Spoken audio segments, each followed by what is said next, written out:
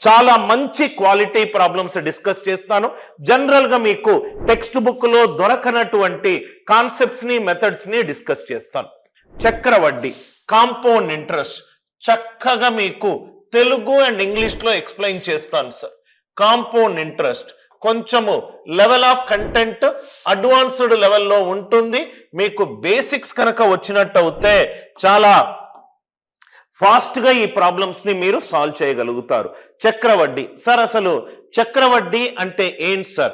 చక్రవడ్డీకి సాధారణ వడ్డీకి తేడా ఏంటి? చక్రవడ్డీ ఫస్ట్ థింగ్ ఇది చూడండి సార్. నా దగ్గర ఒక అవసరానికి నా దగ్గర డబ్బులు లేవు. నేను నా ఫ్రెండ్ని డబ్బు అడిగాను. అతని డబ్బును నేను యూజ్ చేసుకుంటున్నాను. ఇంకో అతని డబ్బులు నేను నా పర్పస్ కోసం యూజ్ చేసుకుంటున్నాం కాబట్టి దాన్ని నేను ప్రిన్సిపల్ అని అన్నాను. నా దగ్గర లేని డబ్బుని నేను ఒక అతని దగ్గర సహాయంగా తీసుకొని నా యొక్క అవసరానికి వాడుకుంటున్నాను. దాన్ని నేను ప్రిన్సిపల్ ఇంగ్లీష్లో ప్రిన్సిపల్ అంటాను, తెలుగులో అసలు అంటాను. అతను కష్టపడిన డబ్బుని నేను నా అవసరం కోసం వాడుకుంటున్నాను కాబట్టి ఇచ్చేటప్పుడు థ్యాంక్ఫుల్నెస్ గా తీసుకున్న అప్పుతో పాటు కొంత ఎక్స్ట్రా అతనికి ఇస్తాను. ఎందుకనంటే అతను దాచుకున్న డబ్బు అతని జేబులో ఉండాల్సిన డబ్బు నా జేబులో ఉంది, అది నా అవసరం తీరింది కాబట్టి నేను అతనికి కొంత ఎక్స్ట్రా పే చేస్తాను. ఆ ఎక్స్ట్రానే నేను వడ్డీ, ఇంట్రెస్ట్ అని అన్నాను. వడ్డీ అనేది అసలు మీద కొంత ఎక్స్ట్రాగా నేను పే చేస్తున్నాను. ఎందుకంటే కొంత టైం తర్వాత నేను అతనికి డబ్బు తిరిగిస్తున్నాను కాబట్టి 1000 రూపాయలు తీసుకొని నెల రోజుల తర్వాత ఇస్తాను, లేకుంటే 2 నెలల తర్వాత ఇస్తాను. ఏదైతే కాలము తరువాత అసలుకి వడ్డీ కలుపుకొని మొత్తం ఇస్తానో దాన్ని నేను టైం పీరియడ్ అని అన్నాను. కాలము, ఏ కాలంలో అయితే నేను అసలు ప్లస్ వడ్డీ ఇస్తున్నానో దాన్ని నేను టైం పీరియడ్ అని అన్నాను. బెస్ట్ వే మీరు ఆన్లైన్ క్లాస్ అయినా ఆఫ్లైన్ క్లాస్ అయినా నేర్చుకోవాలి అని అనుకుంటే వినడంతో పాటు రాయండి. మ్యాథ్స్ అనేది it's an subject of writing. మీకు రాస్తూనే ఉంటేనే ఒక్కొక్క కీ పాయింట్ మీకు అర్థమవుతుంది. తీసుకున్న అప్పు ప్రిన్సిపల్, అసలు రైట్, అప్పుతో పాటు కొంత ఎక్స్ట్రా, కొంత టైం పీరియడ్ తర్వాత తన డబ్బు తీరుస్తున్నాను కాబట్టి అది ఇంట్రెస్ట్ అంటే వడ్డీ. ఎంత కాలం తర్వాత అప్పు తీరుస్తున్నానో దాన్ని నేనేమన్నాను? Time period. అసలు ప్లస్ వడ్డీ మొత్తాన్ని నేనేమన్నాను? అమౌంట్ అంటే ఇది ప్రిన్సిపల్, ఇక్కడ చక్రవడ్డీ కాబట్టి ఇది సిఐ. ఇది ఒక్కటి తెలిస్తే చాలు sir. Amount is equal to principal plus compound interest. Amount is equal to principal plus compound interest. ఏ ఫార్ములాలు ఏవి ఉండవు. ఒక్కొక్క ప్రశ్నకు దానికి తగ్గట్టు ట్రీట్మెంట్ మనం ఇస్తాము. కొన్ని క్వశ్చన్లకు ఏ బెస్ట్ మెథడ్, ఎందుకు బెస్ట్ మెథడ్, అది ఎందుకు తక్కువ టైం తీసుకుంటుంది, ఇంకో మెథడ్ ఎందుకు ఎక్కువ టైం తీసుకుంటుంది, ఎక్కువ టైం తీసుకోవడానికి మీకు కావలసిన కాన్సెప్ట్స్ ఏంటి, డీటెయిల్డ్గా 1 by 1 నేను డిస్కస్ చేస్తాను. So amount is principal plus compound interest. ఇప్పుడు నేను రాసే ఎగ్జాంపుల్లో 2 ఇంపార్టెంట్ కీ పాయింట్స్ ఉన్నాయి. ఆ 2 ఇంపార్టెంట్ కీ పాయింట్స్ మీకు అర్థం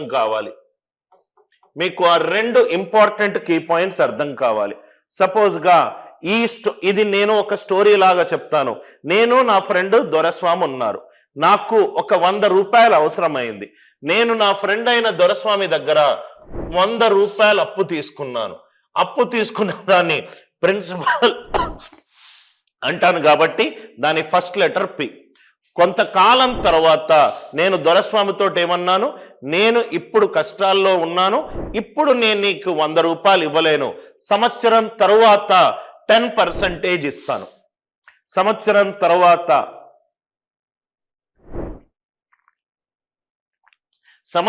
తర్వాత నీకు వడ్డీ శాతము 10% ఇస్తాను.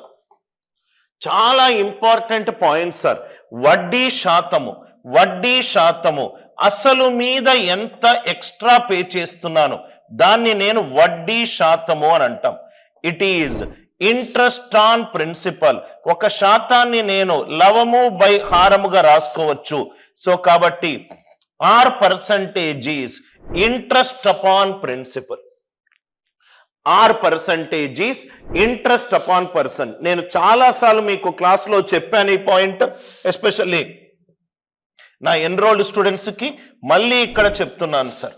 పర్సంటేజ్ పెరుగుదలన్నా, పర్సంటేజ్ పెరుగుదల అనన్నా, రేట్ ఆఫ్ ఇంట్రెస్ట్ అనన్నా, ప్రాఫిట్ పర్సంటేజ్ అనన్నా, మార్కప్ పర్సంటేజ్, మార్కప్ పర్సంటేజ్ అనన్నా, మార్కప్ పర్సంటేజ్ అనన్నా అన్నీ కూడా సేమ్ డెఫినేషన్స్. ఆర్ పర్సంటేజ్ అన్నా, ప్రాఫిట్ పర్సంటేజ్ అన్నా, మార్కప్ పర్సంటేజ్. ఎందుకు సార్ అని అంటే వడ్డీ శాతములో అసలు మీద కొంత ఎక్స్ట్రా ఇస్తున్నాను, ప్రాఫిట్ పర్సంటేజ్ లో కొన్న ధర మీద కొంత ఎక్స్ట్రా ఇస్తున్నాను, మార్కప్ పర్సంటేజ్ లో కొన్న ధర మీద లేబుల్ లేని ప్రోడక్ట్ మీద లేబుల్ కొంత ఎక్స్ట్రా తోటి చేస్తున్నాను, కొంత ఎక్స్ట్రా ప్లస్ వాల్యూ ఇస్తున్నాను. కాబట్టి ఇవన్నీ కూడా పర్సంటేజ్ ఇంక్రీజ్ వాల్యూలు. చాలా ఇంపార్టెంట్ పాయింట్, ఇక్కడ స్టార్ మార్క్ పెడుతున్నాను అంటే అది మీ నోట్స్ లో ఉండాలి. పర్సంటేజ్ ఇంక్రీజ్ అన్నా,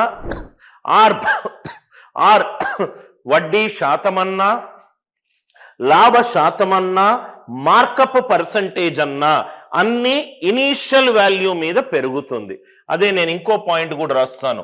పర్సంటేజ్ డిక్రీజ్ అన్నా, డిప్రిషియేషన్ తగ్గుదలన్నా, డిప్రిషియేషన్ తగ్గుదలన్నా, లాస్ పర్సంటేజ్ నష్ట శాతం అన్నా, డిస్కౌంట్ పర్సంటేజ్ ఇవన్నీ పర్సంటేజ్ డిక్రీజ్ డెఫినేషన్ మీద ఉంటుంది. పర్సంటేజ్ డిక్రీజ్ డెఫినేషన్ మీద ఉంటుంది. పర్సంటేజ్ డిక్రీజ్ అన్నా, డిప్రిషియేషన్ పర్సంటేజ్. ఈ విలేజ్ లో ఈ సంవత్సరం ఒక 10,000 మంది ఉన్నారు, దాంట్లో 10% మంది చనిపోయారు. అంటే మిగిలిన పాపులేషన్ ఎంత?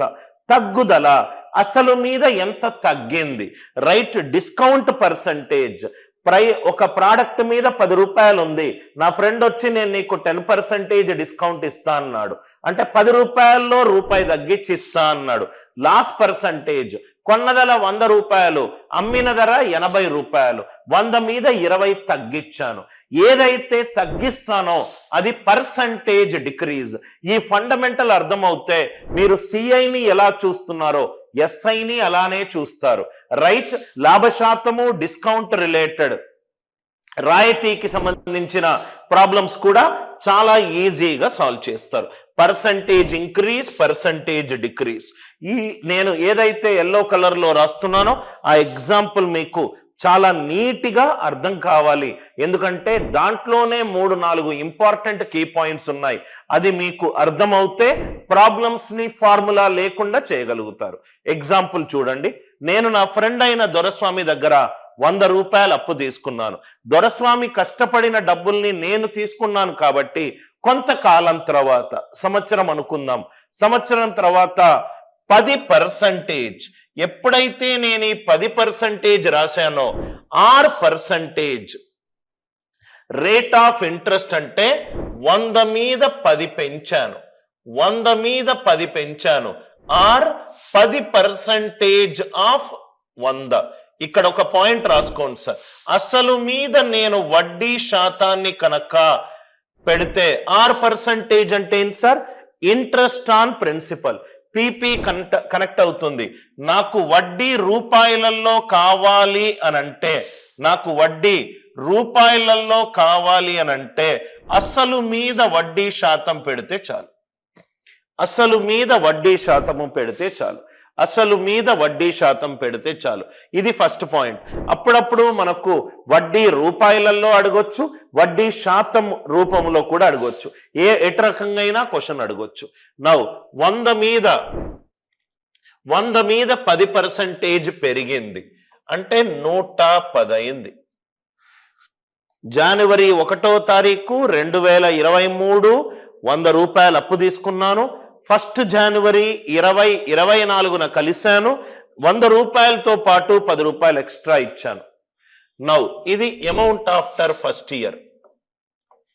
దీని మీద వడ్డీ నాకు రూపాయలలో కావాలి అని అంటే దాని మీద ఏదైతే చక్రవడ్డీ ఉందో, నాకు ఏదైతే లాస్ట్ సంవత్సరం నాకు అసలు వచ్చిందో, లాస్ట్ సంవత్సరం నాకు మొత్తం వచ్చిందో అది ఈ సంవత్సరానికి అసలు అవుతుంది.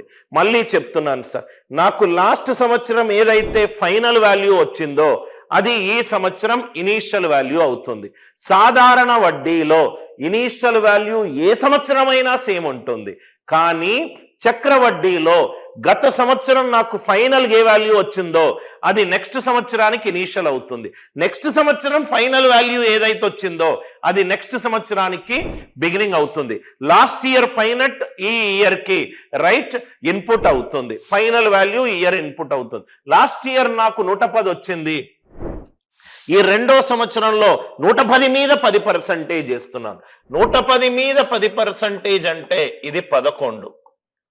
ఇది 11. 110 మీద 11 పెరిగింది అంటే అమౌంట్ ఆఫ్టర్ 2 ఇయర్స్ ఎంత? 121. అమౌంట్ ఆఫ్టర్ 2 ఇయర్స్ ఎంత? 121. 2 సంవత్సరాల తర్వాత నాకు ఫైనల్ వచ్చిన మొత్తము 121. మూడో సంవత్సరంలో అది ఇనీషియల్ వాల్యూ అవుతుంది. దాని మీద 10%. 10% అంటే వడ్డీ రూపాయల్లో ఎంత? 12.1. 121 ప్లస్ 12.1 133.1 మూడో సంవత్సరంలో వచ్చింది. నాలుగో సంవత్సరంలో ఇది ఇనీషియల్ వాల్యూ అవుతుంది. 10% ఆఫ్ 133.1 ఎంత అవుతుంది? 13.31. అంటే ఈ వాల్యూ ఎంత అవుతుంది? 146.41. వాల్యూలతోటి మనకు సంబంధం లేదు,